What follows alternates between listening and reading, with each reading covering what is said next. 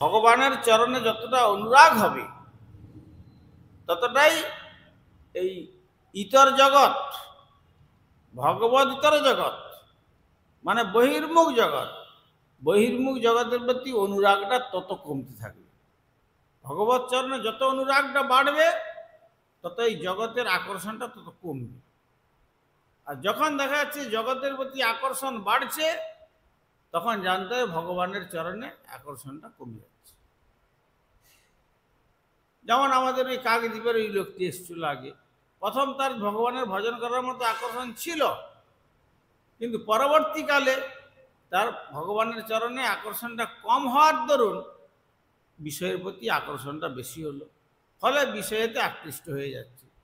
এখানে আসলেও কখনো কার্যান্তরে কিন্তু মনটা তার আকর্ষণ করে নিয়ে চলে যাচ্ছে ওখানে।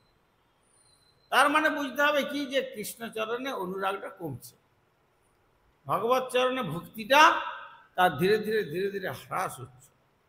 পূর্ব জন্মার্জিত সুকৃতির ফল কিছু ছিল, তাকে ঠেলে এনেছিল, কিন্তু ঠেলে আনলে কি হবে? যার 1 টাকা আছে তা খরচা করতে গিয়ে যদি 10 পয়সা খরচা করতে করতে করতে করতে যদি সে 99 100 পয়সাই খরচা করে ফেলে তখন সব খরচা হয়ে যাবে।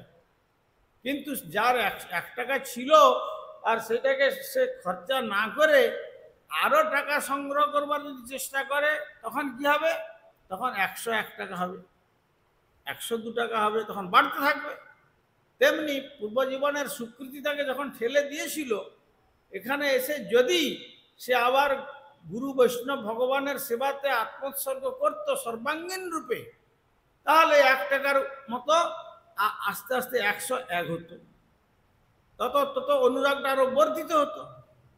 কিন্তু যখন দেখা যাচ্ছে যে এখানে অনুরাগ অপেক্ষা অনুরাগটা অন্যত্র হচ্ছে, তার মানে পূর্ব জন্মার্জিত স্বীকৃতি ক্ষয় হচ্ছে, আর নতুন করে সে স্বীকৃতি অর্জন করতে পারছে না, মনের অবস্থা তাকে সেইভাবে বিপদগামী করছে।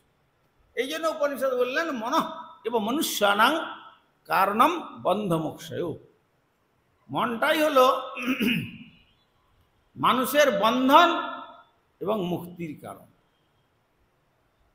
যদি মনে থাকতো যে কৃষ্ণ সেবা করাই আমার একমাত্র কর্তব্য, গুরু বৈষ্ণব ভগবানের সেবা করবার জন্যই এই দুর্লভ মনুষ্য জন্ম, তাহলে সে বলতে পারতো না যে সেখানে আমার স্ত্রী পুত্র কন্যাদি রয়েছে, জমি জায়গা রয়েছে, অর্থাদি রয়েছে, সেসবগুলো আমাকে লক্ষ্য করতে হবে। কেন?